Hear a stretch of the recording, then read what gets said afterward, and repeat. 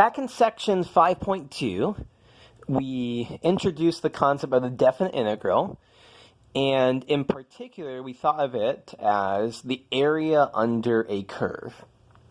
And so this section, section 5.6, is going to talk about a different interpretation, a different meaning for the definite integral. As you can see here, net change of the integral of the rate of change. So to motivate our discussion, suppose that you have a water is flowing into a bucket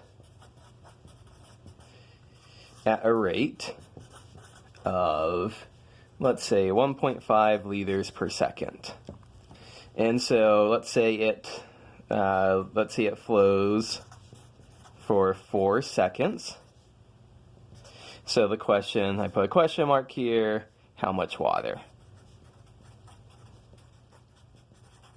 How much water is in our bucket after 4 seconds? Well, I think this is a pretty easy problem for us to do. It's 1.5 liters per second times 4 seconds. I think that's going to give us 6 liters. Pretty easy problem. But let's see if we can provide an interpretation here.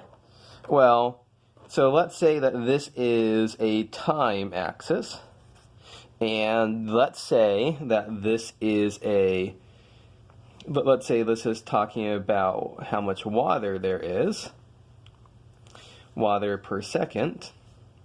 So what are we doing here? The water is flowing in at a rate of 1.5 liters per second, and we are letting it flow for 4 seconds. So something that we could do here is, well, we could just effectively integrate the function, the constant function 1.5 on the interval from 0 to 4 to get our answer of 6. What this is saying here, once again, is the integral from 0 to 4 of 1.5 dt is equal to 6. And that's a different way to get this answer of there's 6 liters of water after 4 seconds. Now you might be wondering, why bother bringing up calculus, why bring up integrals and stuff like that when this is a very easy problem to do. All we have to do is to multiply together 1.5 and 4 to get our answer. Well, the reason that we're introducing this in is, well, what happens if water isn't flowing in at a constant rate? What would happen if, let's draw a picture here. What would happen if our water, let's call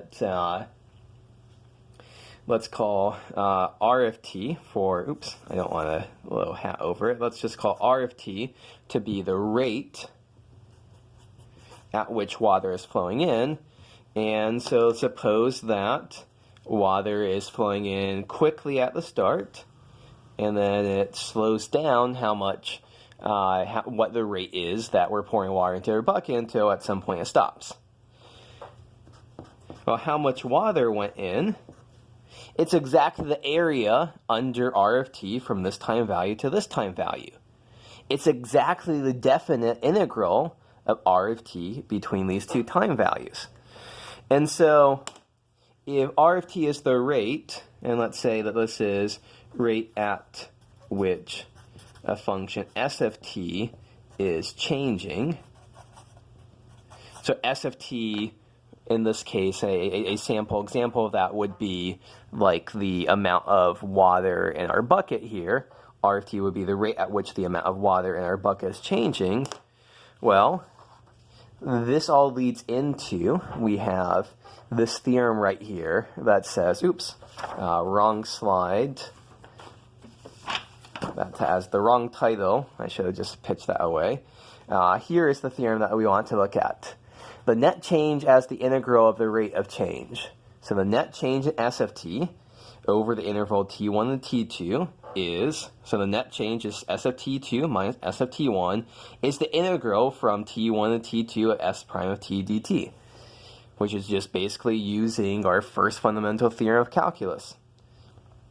So what's going on is the net change in the amount of water in our bucket from t1 is equal to 0, let's say, to t2 is equal to 4, is s of 4 minus s of 0, and maybe we start off with no water in the bucket, so s of 0 will be 0. So s of 4 is just the integral from 0 to 4 of s prime of t dt.